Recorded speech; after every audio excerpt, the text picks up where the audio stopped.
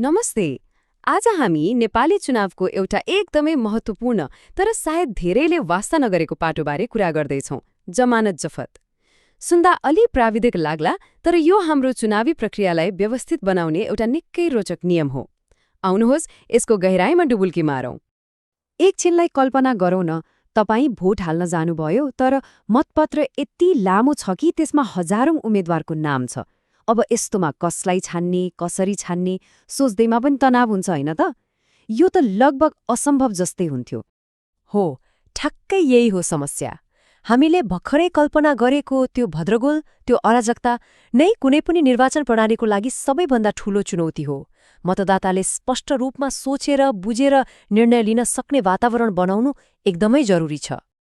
अनि यही समस्याको समाधानको लागि हाम्रो निर्वाचन प्रणालीमा एउटा निकै सरल तर एकदमै शक्तिशाली उपाय अपनाइएको छ। त्यसलाई हामी जमानत जफत भनेर चिन्छौँ। अब यो के हो, विस्तृतमा हेरौँ।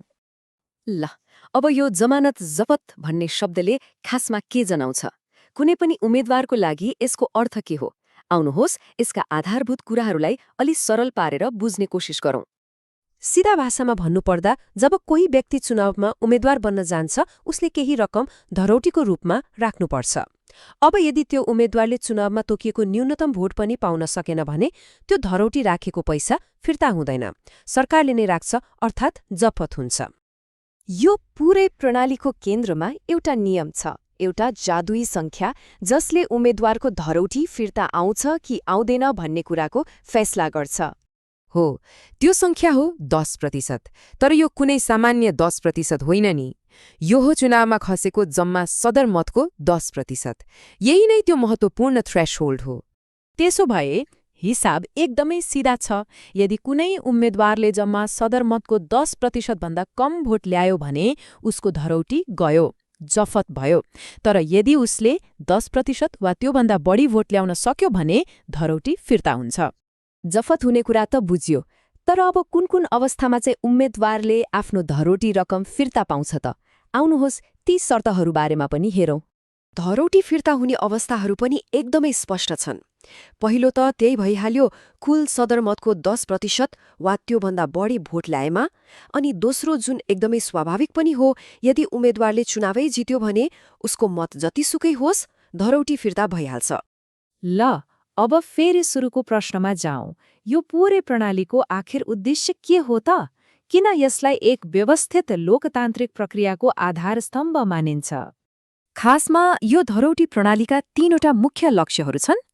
पहिलो, रमाइलोको लागि मात्रै उठ्ने गम्भीर नभएका उम्मेद्वारीलाई निरुत्साहित गर्नु।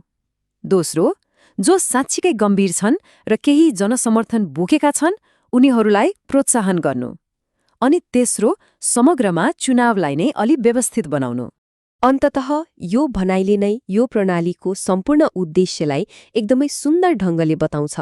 यसको काम भनेको चुनावलाई केवल भिडभाडबाट जोगाउनु मात्र होइन, बरु यसलाई अझ अनुशासित, व्यवस्थित र जिम्मेवार बनाउनु हो। त्यसो भए यसबाट बुझ्नुपर्ने मुख्य कुरा के हो भने, यो प्रणाली उम्मेद्वारलाई दण्ड दिनको लागि होइन, बरु यो त मतदातालाई छनौट गर्न सजिलो बनाउनको लागि हो। यसले यो सुनिश्चित गर्छ कि चुनावी मैदानमा उत्रिनेहरू वास्तवमै गम्भीर छन् र उनीहरूसँग केही हदसम्म जनाधार पनि छ। र अन्त्यमा एउटा विचारणीय प्रश्न छोडेर जाउँ। के यस्तो नियमले स्रोत साधन कम भएका साना दल वा स्वतन्त्र रूपमा उठेका राम्रा उम्मेद्वारहरूलाई चुनावमा भाग लिन अलि गाह्रो बनाउँछ कि? यो एउटा एकदमै महत्त्वपूर्ण सवाल हो जसले हामीलाई यस प्रणालीको अर्को पाटोबारे सोच्न बाध्य बनाउँछ।